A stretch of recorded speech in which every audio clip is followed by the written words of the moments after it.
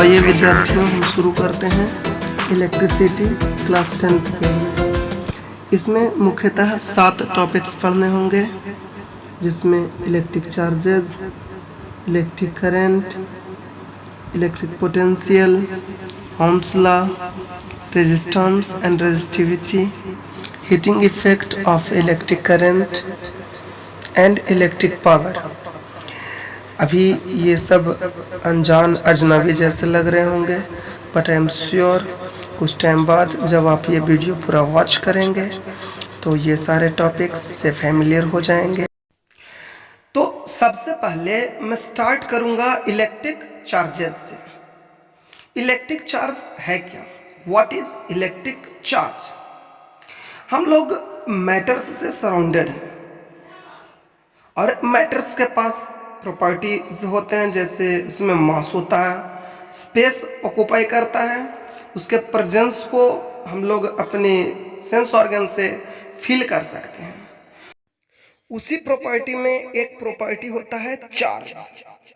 सारे मैटर्स का smallest particle होते हैं atoms, but atoms can further be divided into electrons, protons and neutrons. Proton और neutron nucleus में होते हैं और इलेक्ट्रॉन डिफरेंट सेल्स और सबसेल्स में चक्कर काटते रहते हैं। यही इलेक्ट्रॉन और प्रोटॉन चार्ज के लिए रिस्पॉन्सिबल होते हैं। आप लोग देख रहे होंगे कि इलेक्ट्रॉन पर 1.6 into 10 to the power -19 coulomb और प्रोटॉन पर 1.6 into 10 to the power -19 coulomb charge है। ये दोनों सेम है, बट इलेक्ट्रॉन पर निगेटिव और प्रोटॉन पर पॉजिटिव चार्ज होता है। ये इतने कम अमाउंट हैं चार्ज के कि इसे यूनिट माना जाता है। अतः इलेक्ट्रॉन पर यूनिट निगेटिव चार्ज और प्रोटॉन पर यूनिट पॉजिटिव चार्ज होता है और न्यूट्रॉन पर कोई भी चार्ज नहीं होता है। सारे मैटर्स इलेक्ट्रिकली न्यूट्रल होते हैं क्योंकि इसमें number of electrons and number of protons equal होते हैं और वे एक दूसरे के चार्ज को कैंसिल आउट कर देते हैं। लेकिन कभी कभी उनके नंबर का बैलेंस बिगड़ता है। आपने जरूर देखा होगा कि जब हम अपने सूखे बाल में पेन या कॉम्ब को रगड़ करके कागज के छोटे छोटे टुकड़ों के पास ले जाते हैं तो बिना टच किए हुए ही उसे अट्रैक्ट कर लेता है। इसी प्रकार जब ग्लास पर सिल्क को रब किया जाता है तो ग्लास पॉजिटिव चार्ज और सिल्क नेगेटिव चार्ज होते हैं, दोनों एक दूसरे को अट्रैक्ट करते हैं। जब एवोनाइट को बिल्ली के फर पर या ऊल पर रब किया जाता है तो उस पर विपरीत चार्ज आ जाते हैं और एक दूसरे को अट्रैक्ट करते हैं। ऐसा क्यों होता है, अब मैं थोड़ा डिटेल में बता रहा हूं, से समझ जाओ। इसके लिए मैं एक उदाहरण देता हूं। मान लीजिए कोई ऑब्जेक्ट ए है और कोई अन्य ऑब्जेक्ट बी है। ए के पास 12 प्रोटॉन्स और 12 इलेक्ट्रॉन्स हैं, मान लिया जाए। तो इसके पास +12 यूनिट पॉजिटिव चार्ज हुए और -12 यूनिट निगेटिव चार्ज हुए। दोनों के पास चार्ज को सम करेंगे तो 0 आएगा। इट मीन्स ए न्यूट्रल है। Once again let be have 16 protons and 16 electrons. 16 proton यानी +16 unit positive charge and -16 unit negative charge. दोनों का सम किए तो 0 मिला, यानी ये भी न्यूट्रल है। जब हम इन दोनों को एक दूसरे के ऊपर रब करते हैं या एक के ऊपर दूसरे को रब करते हैं तो क्या होता है? ऑब्जेक्ट ए जिसमें 12 प्रोटॉन थे वो प्रोटॉन स्थिर रहते हैं। जब रब किया जाता है तो केवल इलेक्ट्रॉन का ट्रांसफर होता है, क्योंकि प्रोटॉन और न्यूट्रॉन न्यूक्लियस में होते हैं और इलेक्ट्रॉन ही ट्रांसफर होते हैं। तो प्रोटॉन की संख्या तो सेम रहेगी, बट इलेक्ट्रॉन एक यहां से निकल करके इसमें आ गया है, इसलिए इसके पास पॉजिटिव चार्ज 12 रहेंगे और निगेटिव चार्ज 11 रहेंगे।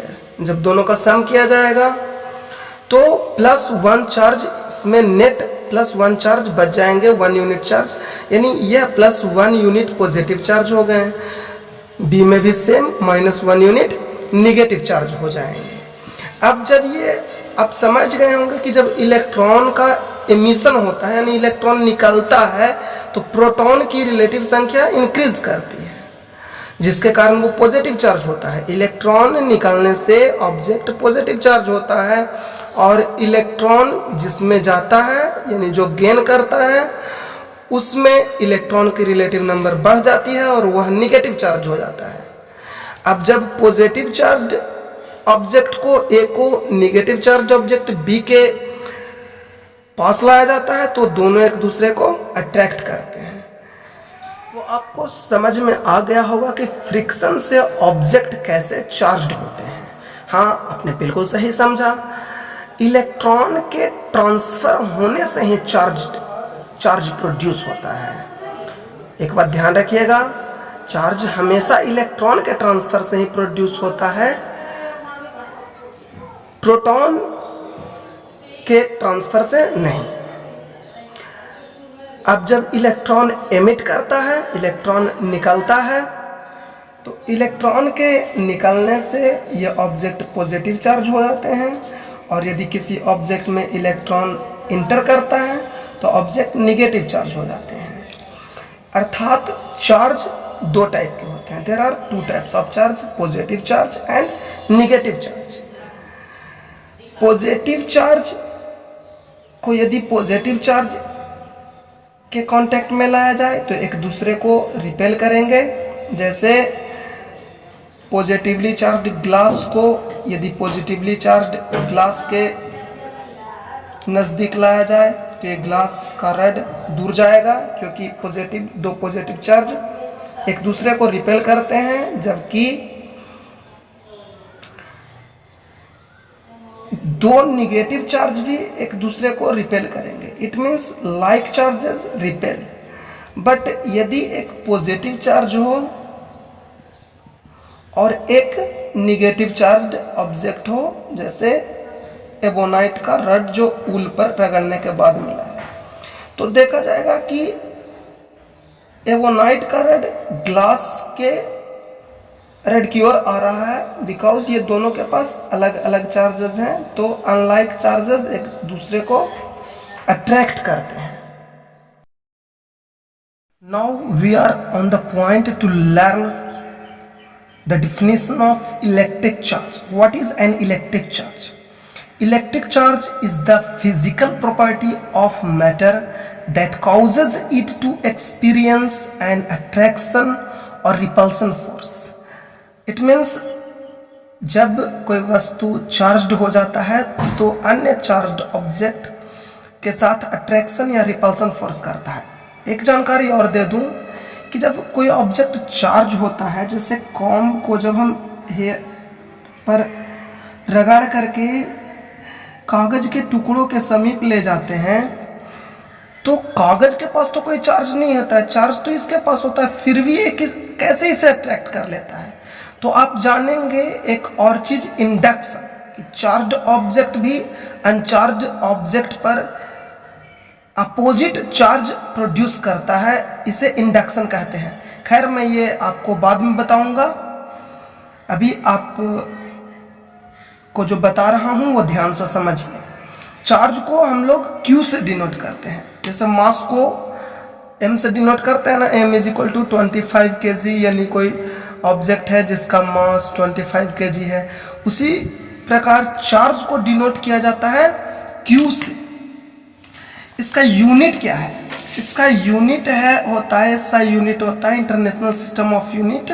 इसका होता है कूलम। What is coulomb? तो आप लोग को पता है कि एक इलेक्ट्रॉन पर चार्ज का स्मॉलेस्ट क्वांटिटी होता है, सबसे कम चार्ज होता है, और वो कितना होता है 1.6 × 10⁻⁻19 कूलम। ये आपको पहले से ही पता होगा। अब आप एक सिंपल सा कैलकुलेशन कर सकते हैं, 1.6 इंटू 10⁻⁻19 कूलम चार्ज होता है 1 इलेक्ट्रॉन पर। तो 1 कूलम चार्ज कितना पर होगा? तो 1/1.6 इंटू 10⁻⁻19 इलेक्ट्रॉन पर। आप जब कैलकुलेशन करोगे तो आपको ये 6.25 इंटू 10⁻18 इलेक्ट्रॉन्स आएंगे। इसका अर्थ होता है कि इतना सारा इलेक्ट्रॉन्स, इसका अर्थ होता है 6.25 इंटू 1 अरब इंटू 1 अरब, जो बहुत ज़्यादा इलेक्ट्रॉन्स है, उतना इलेक्ट्रॉन्स के इक्वल एक कूलम होता है। कूलम एक साइंटिस्ट का नाम है, इसीलिए जब हम कूलम पूरा लिखेंगे तो इसका स्मॉल क्यू देंगे, और जब इंडिकेट करेंगे तो कैपिटल सी का प्रयोग करेंगे। एब्रीविएशन का प्रयोग करने पर कैपिटल सी का प्रयोग करेंगे। कूलम चूंकि बड़ा यूनिट है, इसीलिए इसका छोटा यूनिट होता है मिली कूलम। मिली कूलम, मिली यानी 10⁻³ coulomb. 1 micro coulomb, this is micro mu. 1 micro coulomb 10⁻6 coulomb. 1 nano coulomb 10⁻9 coulomb. इसके बाद चार्ज का और भी कुछ यूनिट्स होते हैं जो आप लोग बाद में पढ़ेंगे। Electrostatic unit, ESU unit, electromagnetic unit, EMU unit, Franklin and many more. इसे छोड़ें, आपसे एक क्वेश्चन किया जा रहा है कि कोई ऑब्जेक्ट है, उसे हमें 1 कूलम चार्ज करना है, तो 1 कूलम पॉजिटिव चार्ज करना है, तो हमें क्या करना है? सबसे पहले पॉजिटिव चार्ज करने के लिए हमें इलेक्ट्रॉन को एमिट कराना होगा, बाहर निकालना होगा, तब ना पॉजिटिव चार्ज होगा। तो कितना इलेक्ट्रॉन को एमिट कराएंगे? तो 1 coulomb is equal to 6.25 into 10⁻18 electron. So इतना इलेक्ट्रॉन एमिट करेगा, तो इस पर 1 कूलम चार्ज आ जाएंगे। आइए अब चार्ज के प्रॉपर्टीज के बारे में पढ़ते हैं। चार्ज के प्रॉपर्टीज, सबसे पहले इसके टाइप्स 2 प्रकार के, पॉजिटिव चार्ज, निगेटिव चार्ज। पता है जब इलेक्ट्रॉन एमिट करता है तो प्रोटॉन की संख्या इलेक्ट्रॉन से ज़्यादा हो जाती है और वो पॉजिटिव चार्ज होता है, और जब इलेक्ट्रॉन किसी ऑब्जेक्ट में या किसी एटम में गेन होता है तो वो निगेटिव चार्ज हो जाता है। इसका प्रॉपर्टीज क्या है पहले से जानते हैं। Like charges repel but unlike charges attract each other.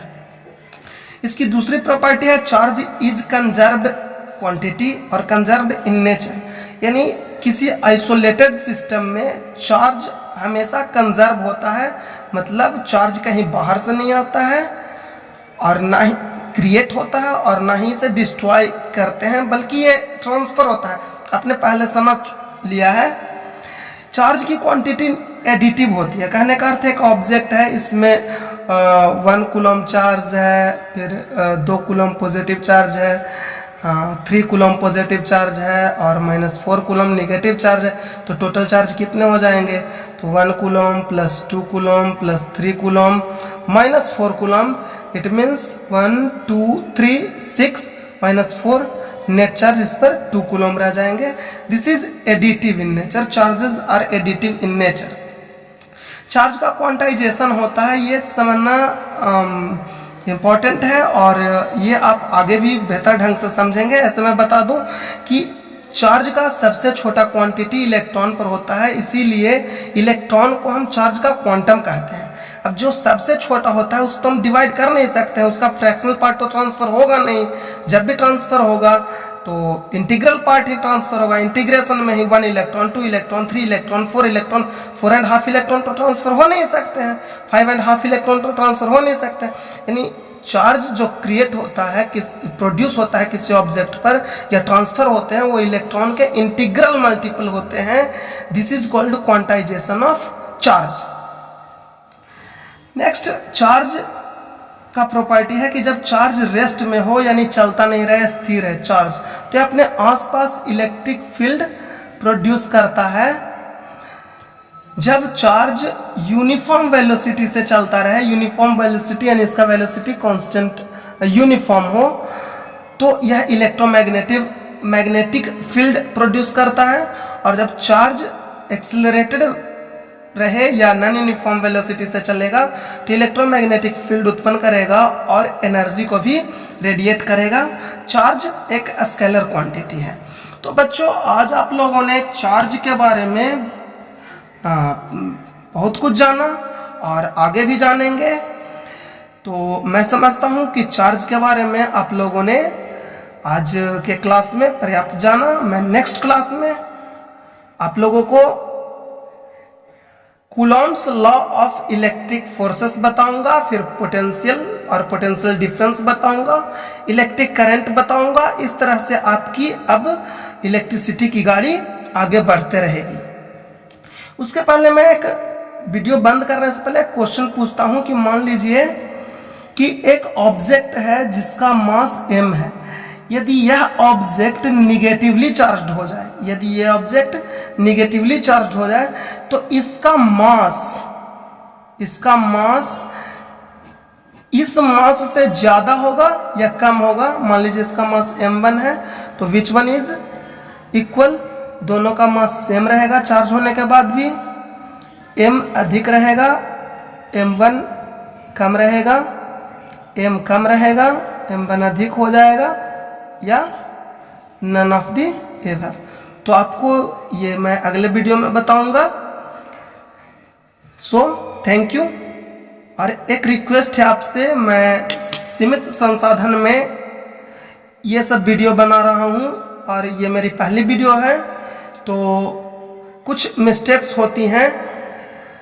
मैं समझता हूँ कि आप लोग मेरा सहयोग करें, मेरे चैनल को सब्सक्राइब करें, इसे शेयर करें ताकि मुझे नेक्स्ट वीडियो के लिए मोटिवेशन मिले और मैं आप लोग के लिए और भी बेहतर वीडियो बना सकूं। Thank you very much. Have a nice day.